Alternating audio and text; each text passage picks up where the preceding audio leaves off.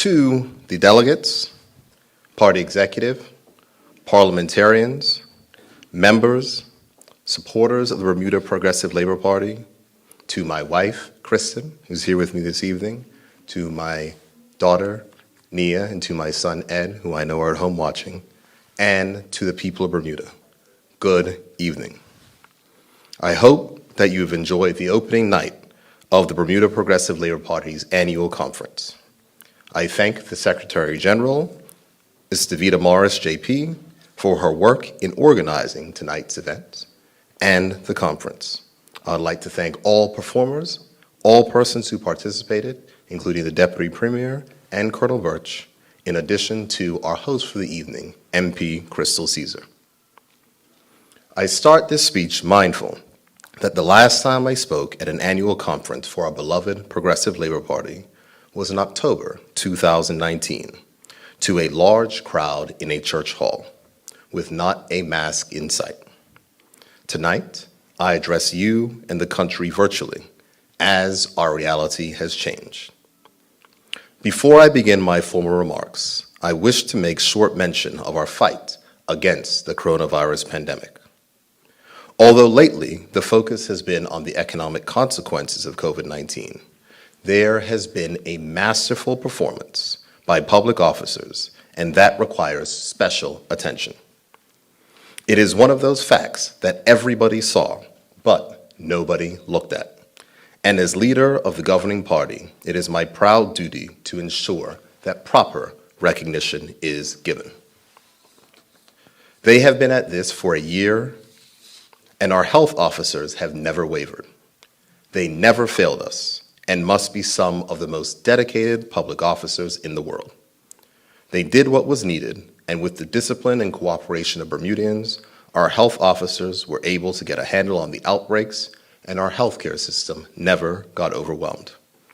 And to those health officers, under the able leadership of our Minister of Health, the Honorable Kim Wilson, on behalf of the members of the Bermuda Progressive Labor Party, I humbly offer my deepest appreciation and gratitude for your selfless commitment to our people throughout 2020, but especially in December. Our nurses, lab technicians, contact tracers, doctors, paramedics, first responders, and those on the front line.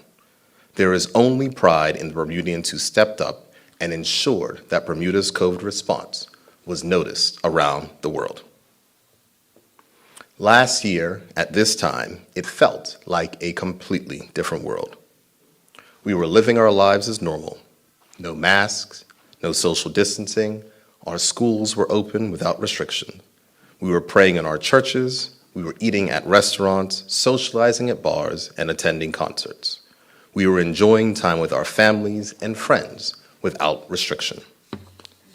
On the government side, we were nearing a balanced budget. And while there were continued struggles related to the cost of living, education reform, and health reform, a fundamentally unequal society, we were making progress towards our election pledge of building a fairer Bermuda for all. Then, the virus changed everything. Our children have adapted to remote learning and periodic shuttering of in-person learning with little warning. Our tourism industry was effectively shut down for long periods, and the country learned just how bad that airport deal was because of the minimum revenue guarantees that we inherited. Lots of jobs were lost, hours were cut, and everyone had to take an economic hit, from the private sector to the public sector to our quangos to MPs and ministers. In our individual households, just as with the government, belt tightening was a means of survival. And yes, the country had to take on additional debt to provide benefits to our residents to ensure that Bermudians were able to survive during these unprecedented times. Despite these challenges, I'm incredibly proud to say that on October 1st, the people looked at the options and decided to give our party an overwhelming mandate to see Bermuda through the coming economic recovery. To our activists, volunteers, candidates, and to everyone who supported us, thank you for giving us the biggest electoral mandate in Bermuda's history.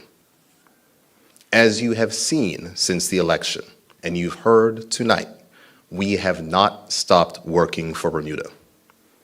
The members of the Progressive Labor Party have joined many community organizations in answering the call of service during this pandemic. Many of our branches up and down this island have delivered thousands of meals to persons in need. We have checked in on seniors who may not be connected to the internet to ensure that they were getting the support needed, and we have continued this service after the election. That is the true essence of the Bermuda Progressive Labor Party. We have always been more than just a political party, but an organization deeply rooted in the community, with members committed to being servant leaders. That same servant leadership is what you can expect from this party in government as we engage in the task of executing our mission to rebuild Bermuda with Bermudians at heart. And though there is still much more work to do as a party, our members should be proud of the progress that we have made on a number of fronts.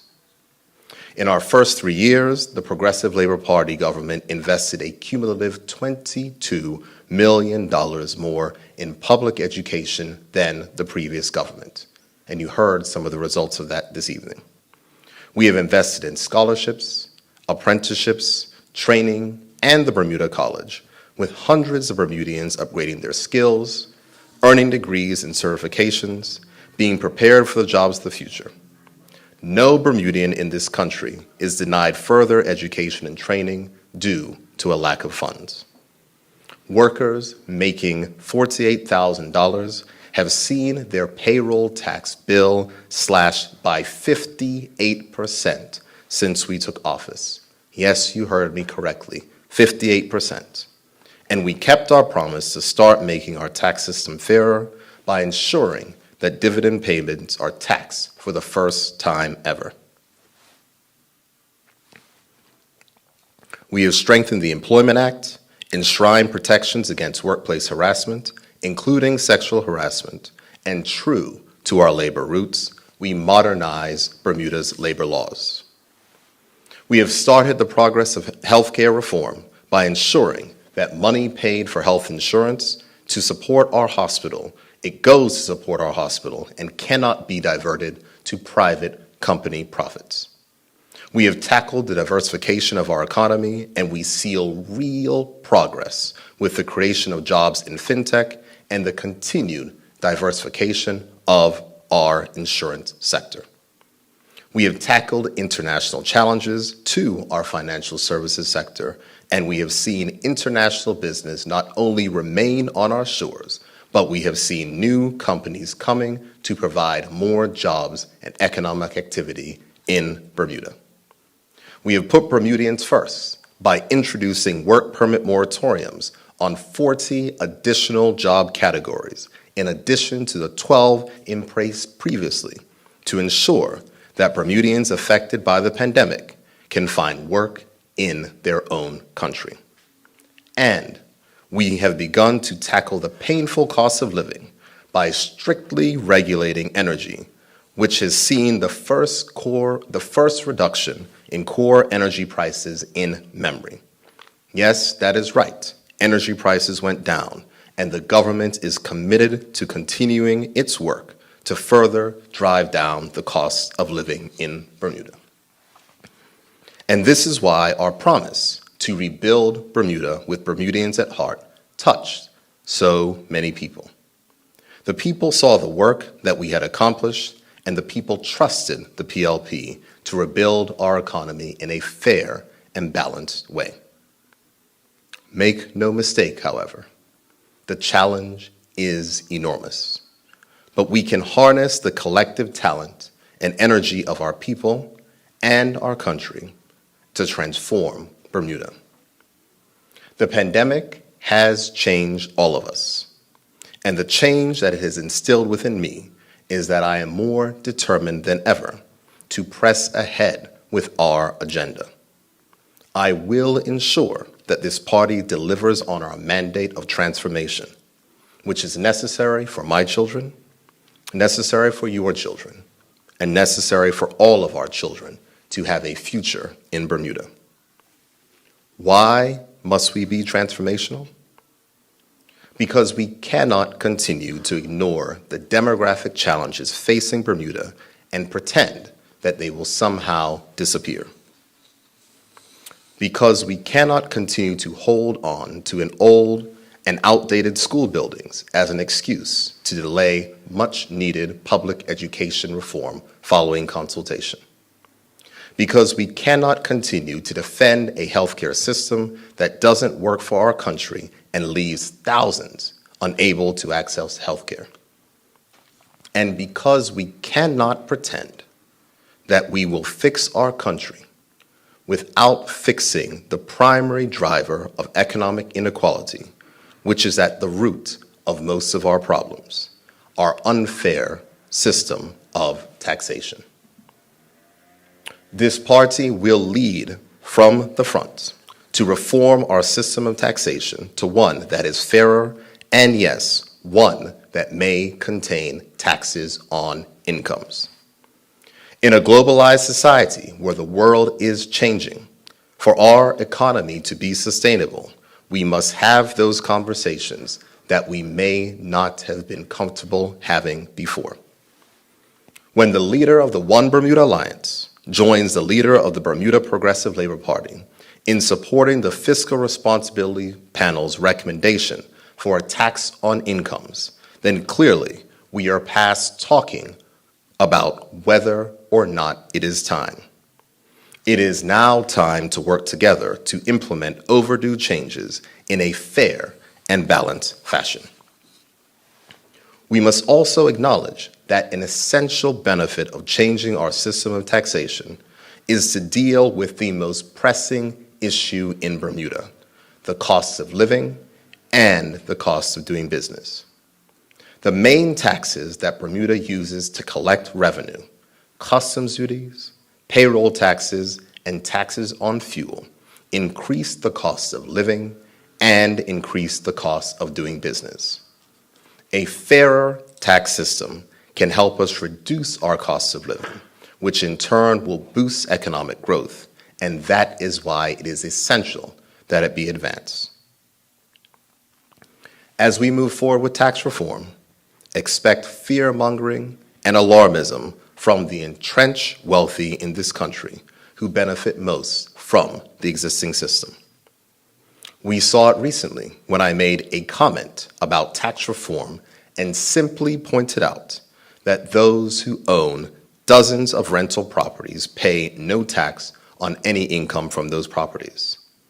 This was spun by the Royal Gazette the next day to say that I want to tax all rentals, including those small renters who may own 1 or 2 apartments. This is not the case, and a correction was made after the paper was printed. But the damage was done, and they successfully sowed seeds of doubt about our intentions. At the same time in Bermuda, the enemies of change strangely manifest themselves in those who are most likely to benefit from the change that they oppose. Bermudians with little or no access to intergenerational wealth are often the loudest opponents to reforms that are meant to provide relief to the oppressive inequality that is the biggest challenge to our collective progress. Strangely, the most ardent public defenders of the current system of taxation are those who are worse off under it. Our current system sees those with lower incomes paying a higher percentage of their income in taxes than those who may own multiple businesses and properties with sources of unearned wealth. This imbalance exacerbates intergenerational inequality and hinders our economic progress. This does not mean that we should punish success, but it does mean that just like every other country in the world who has established a system of fair taxation, we must recognize that the impact of income inequality, which is at the core of Bermuda's problems, will not be solved if the very structures that exacerbate that inequality are left in place. I look forward to the work of the new Tax Reform Commission, and I welcome the opposition leader's endorsement of the need to have a fundamental change to our system of taxation. I know the changes that our Minister of Finance, the Honorable Curtis Dickinson, will implement will be fair, they will balance the needs of international business and local business, and will ensure sustainability of Bermuda. Moving to healthcare, we can recall our work in 2019 towards healthcare reform. Although it did not tackle the complete healthcare system, it only dealt with the financing of healthcare. What was interesting to watch was those persons whose families would benefit most from lower healthcare costs were the ones on the front line defending those who benefit most from the existing system. Those persons whose profits are driven by unequal access to healthcare that exists in Bermuda. This time around, our change will not be piecemeal. We will tackle both the financing and delivery of healthcare, as we are determined as a party that what we have now is not sustainable, and we have the courage to fix it. We are committed to reforming healthcare to establish a unified system to ensure that all persons have access to quality care. Public education reform is also vital to ensure that our country is sustainable. I applaud the work of the Minister of Education, his team, and the countless volunteers who join in the call of this transformative effort, including one of our MPs who spoke earlier, MP Jason Wade. Our reforms will ensure that we prepare leaders for the future, recognizing that many different types of students learn differently. And for our future success, we must be able to harness the collective talent of all of our individual citizens. Earlier, I said that demographic changes will not magically heal themselves. Immigration policy is controversial, but economic reality should not be controversial. In Bermuda, a modern and globalized economy, where people do not need to live in Bermuda to work for Bermuda companies, and with an aging populace, we cannot fix the burning issues of higher taxes and a high cost of living without increasing the number of people that live and work in Bermuda. This does not mean that all persons need to be imported. If we do our job to make Bermuda more fair, there are Bermudians that will return. However, it is vital that we shift from the false choice of is population growth good or bad to a mindset of economic growth is essential, and if we are going to have economic growth, how do we ensure that growth benefits Bermudians who have been left behind? The other side to the economic argument of immigration policy is the desperate need for small business to survive and to thrive. Every small business owner wants more customers to whom they can sell their goods and services. Every entrepreneur wants a better opportunity to grow sales. If the pie isn't getting bigger and entrepreneurs are fighting over the same 60,000 customers, then there will be little collective growth. And there will be constant competition with each other for a piece of the same size pie. But what if there were 70 or 80,000 customers to battle for? That leads to more opportunity for entrepreneurship, more opportunity for growth, and more opportunity for wealth creation as the pie is bigger and everyone can earn more. Immigration policy reform does not have to be couched in yesterday's terms.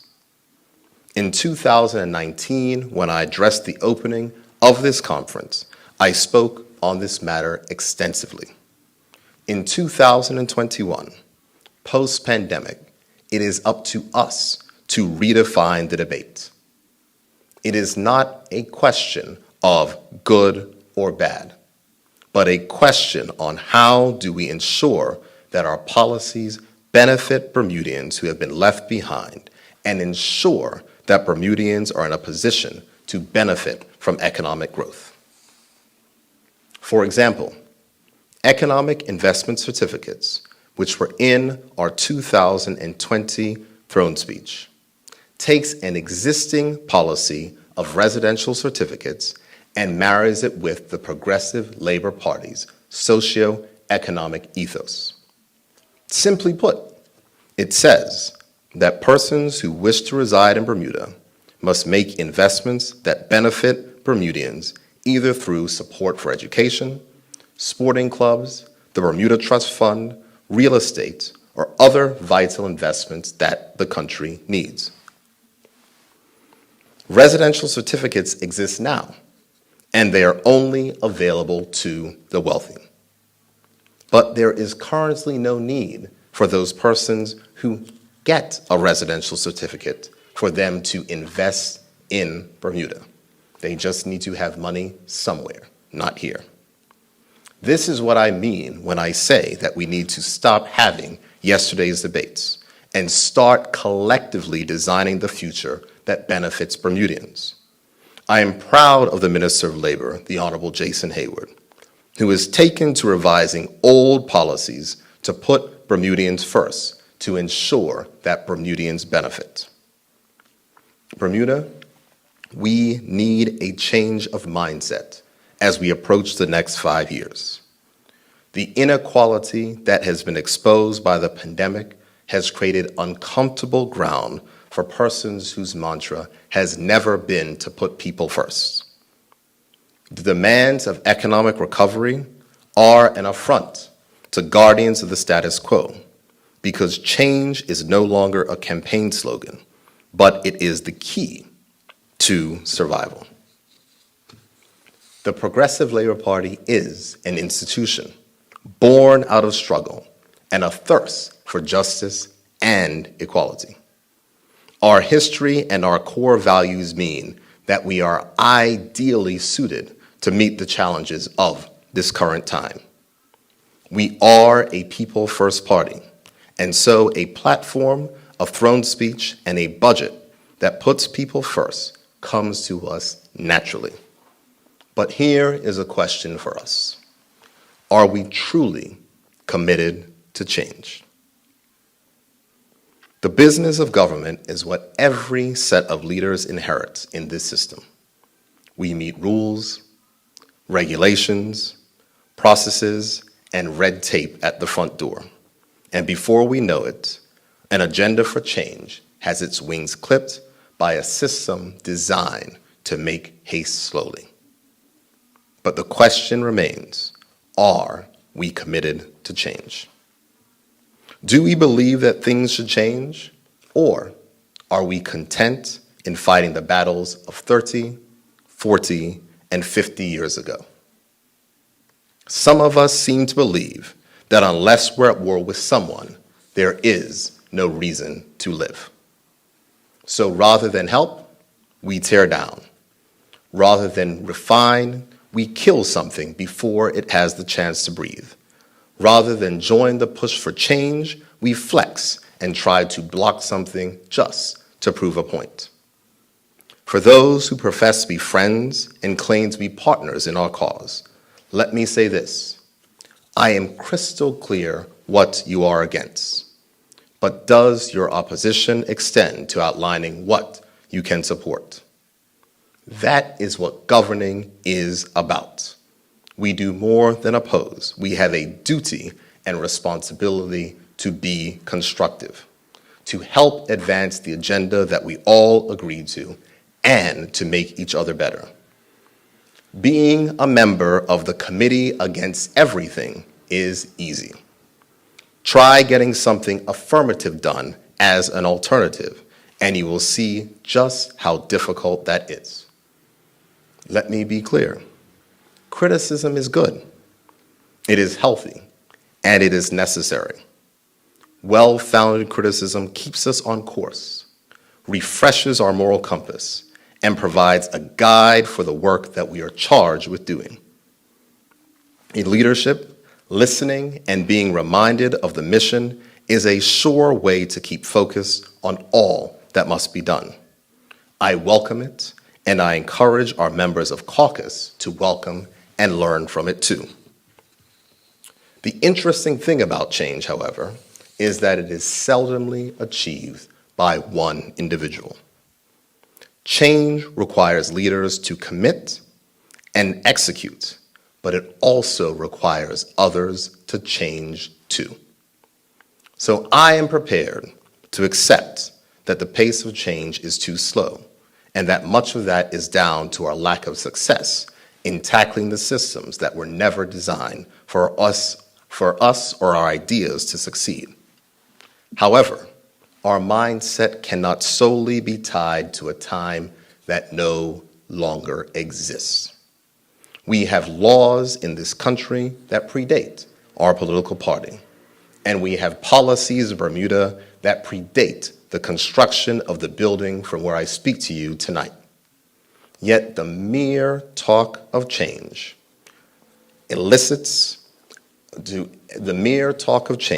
to any edict from a bygone era often elicits a reflective response of no, no, no, sometimes before the question is even finished. We must learn to adapt to change. We must, Bermuda, change in order to survive. And if we do not change and adapt to the new world that is emerging after this pandemic in which we now exist, then we will not live up to our promise as a country. This is what I'm committed to as leader of the Bermuda Progressive Labor Party. This is our members' job and mission. It is the core of our election slogan, rebuilding Bermuda with Bermudians at heart. Yes, the cause is ambitious, but I believe that we are called for such a time as this. Let us look at how this country has managed through our own ingenuity to work together as a community. We have been able to succeed in this pandemic in ways that so many other countries, larger than us, richer than us, with more resources than us, have failed. If there is anything that this pandemic has taught us, it should give us confidence in ourselves to be the masters of our own destiny. It should show and demonstrate to us how powerful of a country we can be when we are fully committed to working together to advance our mutual interests. Whether international business or local business, trade union or chamber of commerce, PLP or OBA, black or white, we were able to work together for the common good. Right now, with the difficult road ahead that this country is facing, nothing can be more important than a collective embodiment of unity and the will for us all to persevere. The challenges are steep, but as the last year has proved, if we work together as a nation, we can overcome.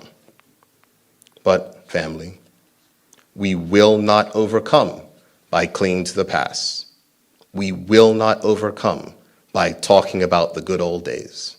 We will not overcome by looking backwards and say why we cannot change the way that we've always been doing things. In many ways, I hear so many young people in this country say that the world has passed Bermuda by. And this party, under my leadership, with the new mandate that the voters have given us, will drive Bermuda to not only catch up, but to excel. We will use this parliamentary majority to execute on the plans and visions that we laid out in our platform, supported by the vast majority of voters who endorse our plan as it was laid out. But this government will not just be a government for the supporters of the Bermuda Progressive Labor Party. Because to move toward nationhood, we must have a sense of unity and a sense of purpose that transcends divides. That does not mean that we will compromise our ideals, and that does not mean that we will abandon our central tenets of social and economic justice, because for our country to progress as a nation, we must have unity. But that unity will not come from pretending that there are not divisions that exist in our society. That unity will not come from brushing under the carpet the painful scars of racism and discrimination that still exist in Bermuda today. That unity will only come from the collective work of all segments of Bermuda to dismantle that painful history and to finally tackle entrenched economic inequality in Bermuda. We are committed to that change, and I am committed to putting every ounce of effort into the work of driving that change. I promise you that it will not be easy, and I promise you at some point over the next few years, you will push back against us and say, no, this is too much change. But Bermuda, transformation is necessary, and I could not be more clear. It must happen to ensure that we survive as a country. I stand before you today as the leader of this party and also the leader of this country, which has not yet written its next chapter. I pledge to you today that we will be committed to ensuring that we focus relentlessly on execution. Our Progressive Labor Party caucus held a retreat this past weekend, and that was our focus, strategizing how we can work together, all of us playing our part, all of us using our collective talents to ensure faster and better execution of our elected platform. Bermuda, if you want to be a part of this journey of transformation, then I urge you to get involved. Join the Bermuda Progressive Labor Party at plp.bm. Apply to join a government board at gov.bm. Or make your voice heard by participating in consultation exercises as we progress the transformation of this country. If you feel in your heart that we need to step it up in Bermuda, I need you to take it to heart and be a part of that citizen army that will build the future. Yes, I know that it is easy to argue. And yes, I know that it is easy to criticize. And the hyper-connected nature of social media makes it seem as though if we are more divided than we really are. But at the end of the day, the only people that are looking out for Bermuda are us, Bermudians. We are the ones that are here, and we are the only ones that can work together to change our collective future. For those who supported us at the polls, and to those who still vehemently oppose us on the blogs, the Progressive Labor Party has formed the government of Bermuda due to the result of a fair and democratic election. And our success in office will be Bermuda's collective success. As Barack Obama once said, the future rewards those who press on. That, Bermuda, is what we must do right now. Press on, persevere, take care of each other, and let's strive towards that future, working together we will succeed in rebuilding Bermuda with Bermudians at heart. Thank you.